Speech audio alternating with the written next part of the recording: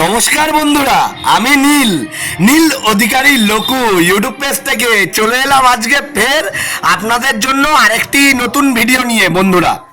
বন্ধুরা আপনারা সকলেই জানেন যে গতকালকে ভারত পাকিস্তানের একটি ম্যাচ ছিল আইসিসি চ্যাম্পিয়ন ট্রফিতে।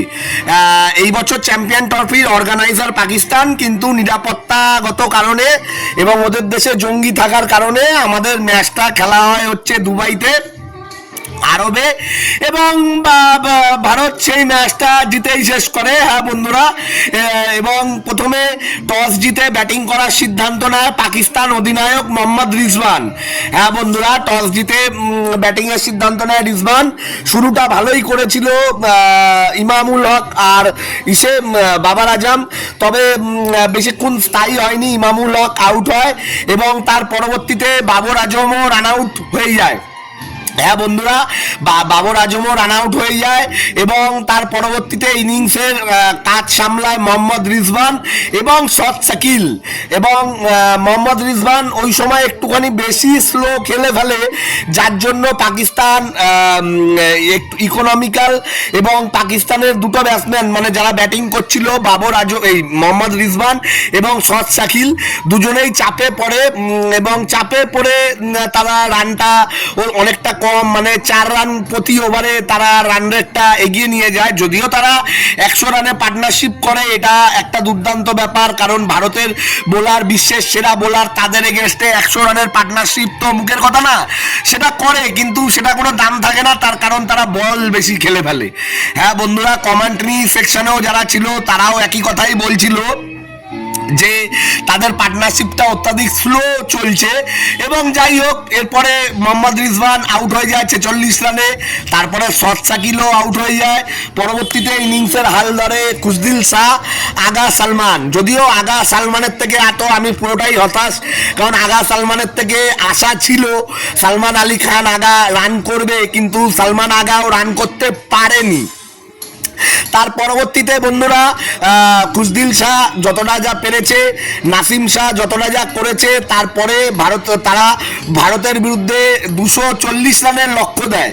49 ওভারের মতন তারা ব্যাটিং করে 240 রানের লক্ষ্য দেয়, যেখানে ভারতের হয়ে 3টে উইকেট নিয়েছে কুলদীপ যাদব।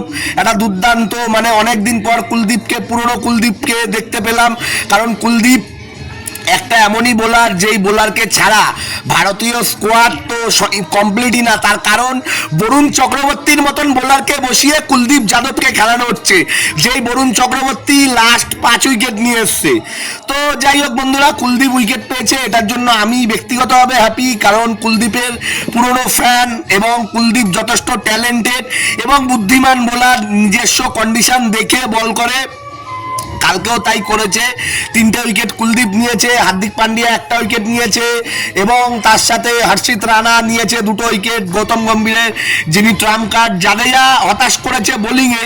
জাদেজা ওভারগুলো খুব রানিং শেষ করেছে, সেটা ঠিকই, জাদেজা 7 ওভারে 40 রানের মতন দিয়েছে, কিন্তু জাদেজা এই মুহূর্তে, মানে সত্যি কথা বলতে রাগ করবেন না, প্রথম একাদশে আমার মনে হয় জাদেজাকে বসিয়ে আমরা আরো ভালো প্লেয়ার খেলাতে পারি, যেখানে বরুণ চক্রবর্তীর মতন বোলার বসে আছে, যেখানে আর্শদীপ সিং এর মতন বোলার বসে আছে। আরে এরা খেলা, আর্শদীপ সিং, বরুণ, আর্শদীপ সিং বিশেষ করে, এরা খেলা মানে একটা আলাদা আনন্দ। তো এদেরকে বসিয়ে জাদেজা খেলছে, জাদেজা ফিল্ডিং ভালো করেছে, ওভারও রানিং শেষ করেছে, কিন্তু সেই তুলনায় আমার উইকেট পাইনি। তো যাই হোক বন্ধুরা, তার পরবর্তীতে অক্ষর প্যাটেলও একটা ভালো ব্রেক থ্রু দিয়েছিল। অক্ষর প্যাটেল যখনই ভারতের উইকেট দরকার, যখন পার্টনারশিপ চলছিল রিজওয়ান আর শট শাকিল, সেই সময় অক্ষর প্যাটেলও এসে একটা ব্রেক থ্রু দেয়। তো যাই হোক বন্ধুরা, পাকিস্তান 50 ওভারে 241 রানের লক্ষ্য দেয়, যেটা তো ইন্ডিয়ার কাছে কোনো কিছুই না।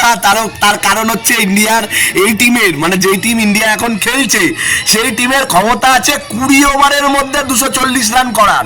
হ্যাঁ বন্ধুরা, আপনারা ভাববেন যে জিতে গেছি বলে অহংকারে বাড়াবাড়িতে বেশি কথা বলছি, কিন্তু যেটা বললাম এটা হচ্ছে বাস্তব বন্ধুরা।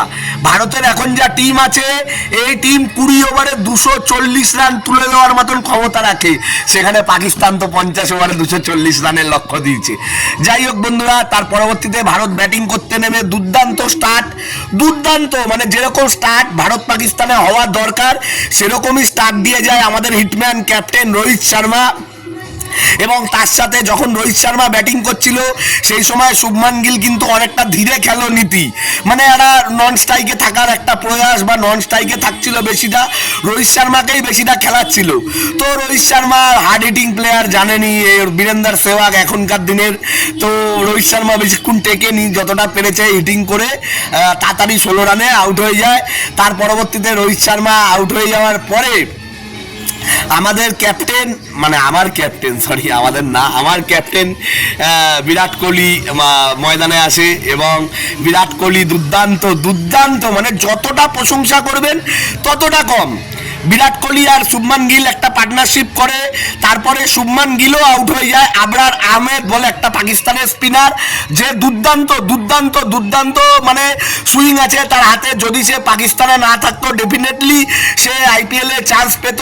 ভাগ্য খারাপ, ও পাকিস্তানে জন্ম নিয়েছে, তাই জন্য আইপিএল খেলতে পারছে না। আরসিবির একটা বোলারও দরকার আবরারের মতন, যে বলে বুঝে ভালো বোলিংই করেছে, 10 ওভারে 28 রান দিয়েছে মাত্র। তার সাথে শুভমান গিলকে মানে খুব বাজেভাবে বোল্ড করে, মানে শুভমান গিল বলটা বুঝতেই পাইনি। আর রোহিত শর্মাও বোল্ড হয়েছে শাহিন শাহ আফ্রিদির বলে। তবে কালকে একটা জিনিস লক্ষ্য করা গেছে বন্ধুরা, ভারতের কোনো ব্যাটসম্যান শাহিন শাহ আফ্রিদি আর হ্যারিস রফকে কিন্তু কোনো সম্মান দেয়নি। হ্যাঁ বন্ধুরা, শাহিন শাহ আফ্রিদি আর হ্যারিস রফ দুজনেই কালকে ঝাড় খেয়েছে। উইকেট পেতে পারে, কিন্তু উইকেট পেলে তো হলো না, তাদের রান টার্গেট কম, তাদের কাজ ছিল রান কম দেওয়া, ইকোনমিক্যাল বল করা, ব্যাটসম্যানদের চাপে পড়া। কিন্তু শাহিন শাহ, হারিস রফ এদের বল দেখে কোনো অংশেই মনে হয়নি যে ভারতের ব্যাটসম্যানরা চাপে পড়েছে। সেই তুলনায় নাসিম শাহ উইকেট না পেলেও নাসিম শাহ কিন্তু অনেকটা ভালো বোলিং করেছে, ভালো লাইন, ভালো লেন্থ, এবং নাসিম শাহ যথেষ্ট ভালো মানে ব্যাটিংও করেছে 16 রান, কিন্তু উইকেট পায়নি, কিন্তু বলের লাইন আর লেন্থটাও ঠিকঠাক রেখেছিল। তার পরবর্তীতে যখন শুভমান গিল আউট হয়, তার পরবর্তীতে আসে আমাদের শ্রেয়স আইয়ার, কলকাতা নাইট রাইডার্সের প্রাক্তন ক্যাপ্টেন, বর্তমান পাঞ্জাব কিংসের ক্যাপ্টেন। শ্রেয়স আইয়ারও মানে কালকে সুযোগ পেয়েছে, সহজেই একটা হাফ সেঞ্চুরি করে নিয়েছে, যেখানে কোনো চাপ নেই, রিল্যাক্সে পুরো হাফ সেঞ্চুরি শ্রেয়স আইয়ার করে ফেলে। শ্রেয়াস আইয়ারও আউট হয়। তারপরে আকসার প্যাটেল, যদিও শ্রেয়াস আইয়ার যখন খেলছিল আমরা ভাবছিলাম যে বিরাটের হয়তো সেঞ্চুরিটা হবে না, কারণ শ্রেয়াস আইয়ার মানে হার্ড হিটিং মানে করছিল। যাই হোক, আইয়ার আউট হয়, হার্দিক পান্ডিয়া আসে, হার্দিক পান্ডিয়াও আউট হয়ে যায়। তারপরে আকসার প্যাটেল আসে এবং আকসার প্যাটেল সেন্সিবল ব্যাটিং করে, যার জন্য আমাদের কিং বিরাট কোহলি, যারা অনেকেই বলছিল যে বিরাট কোহলি ডিজার্ভ করে না। আমার প্রোফাইলে যদি আমি বলি, সিন্ধুদা বলে আমাদের একটা দাদা আছে কলেজ মোড়ে মশলার দোকান, সেই দাদা আমার সাথে কাজ করে, গৌরাঙ্গ দাস ভজ, সেই গৌরাঙ্গ দাস ভজ, এবং আমার ফেসবুকের ফ্রেন্ড গোপাল চৌধুরী, তিনজন দেখলে তো বিরাট কোহলি কি জিনিস, ইসকা নামে কোহলি। আমরা যাদের সাপোর্ট করি তারা হলো সোনা, এর নাম হলো Virat Kohli, run machine Kohli, chase master Kohli, king Kohli.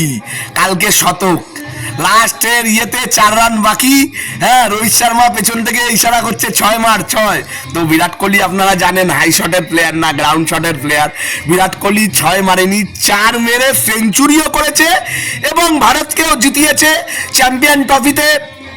যেই পরিসংখ্যানটা 3-1 ছিল বা 3-2 ছিল, সেটা সমান হয়ে গেল, 3-3 হয়ে গেল। চ্যাম্পিয়ন ট্রফিতে ভারত পাকিস্তান সমান, কারণ পাকিস্তান দুটো বেশি জেতা ছিল চ্যাম্পিয়ন ট্রফিতে, সেখানে আমরা সমান হয়ে গেলাম। এটাতেও একটা আলাদা আনন্দ। যাই হোক বন্ধুরা, ভিডিও আর বেশি লং করব না, কথা বললে তো বলেই যাই আমি, অলরেডি 9 মিনিট হয়ে গেছে। অনেকে আবার বিরাট কোহলিকে নিয়ে কোনো পয়েন্ট না পেয়ে বলছে বিরাট কোহলি অফস্টার কিংটা ফিল্ড করেছে, মানে বলটা হাতে ধরেছে, কিন্তু তাদের এটা জানা উচিত যে বিরাট কোহলি যখন বলটা হাতে ধরেছে তার আউট হওয়ার সুযোগ কোনোভাবেই ছিল না।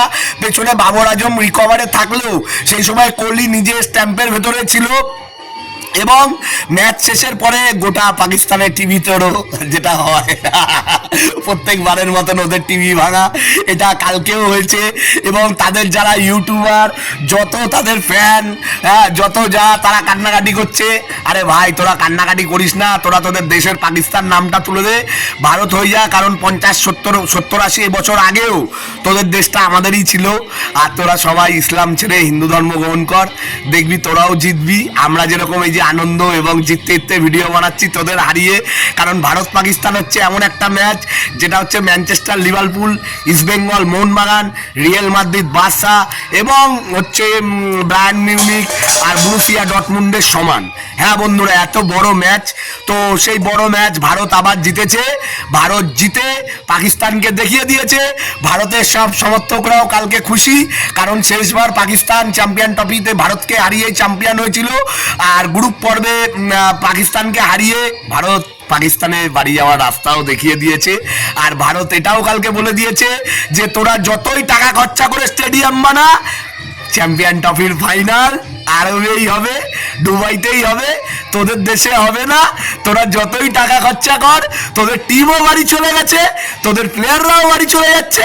আজকে নিউজিল্যান্ড হারালে, বাংলাদেশকে হারালেই তোরা বাড়ি, তো তোরা টিমও বাড়ি চলে যাচ্ছে, তোদের প্লেয়ারও বাড়ি চলে যাচ্ছে। আর তোরা এত টাকা খরচা করে স্টেডিয়াম বানিয়েছিস, সেটাও কোনো কাজের না। যদিও ওদেরকে এখন খোরাক বা কিল্লি করতে খারাপ লাগে, কারণ ওদের দেশের তো ম্যাক্সিমামই সাপোর্টার সব ইন্ডিয়া ভিত্তিক। জোর করে দেশটাকে পাকিস্তান করে দেখা হয়েছে। ওদের দেশে ক্রিকেট খেলা হয়, পাকিস্তানের সমর্থকরা ইন্ডিয়াকেই সাপোর্ট করে, বা পাকিস্তানের নেতাদের যদি হিসাব হয় তো ওরা মোদিজিকেই সাপোর্ট করে। যদি সনাতনী কালচার, বিশ্বের সবচেয়ে পুরনো কালচারের কথা বলা হয়, ওরা সনাতন ধর্মকেই প্রমোট করে। যাই হোক, ওদের আস্তে আস্তে শুভবুদ্ধি হচ্ছে। আর শুনেছি নাকি ওদের দেশে অনেক মানে সোনার খাদান, তারপরে কি বলে ওটাকে, তেলের খাদান, এইসব পাওয়া যাচ্ছে।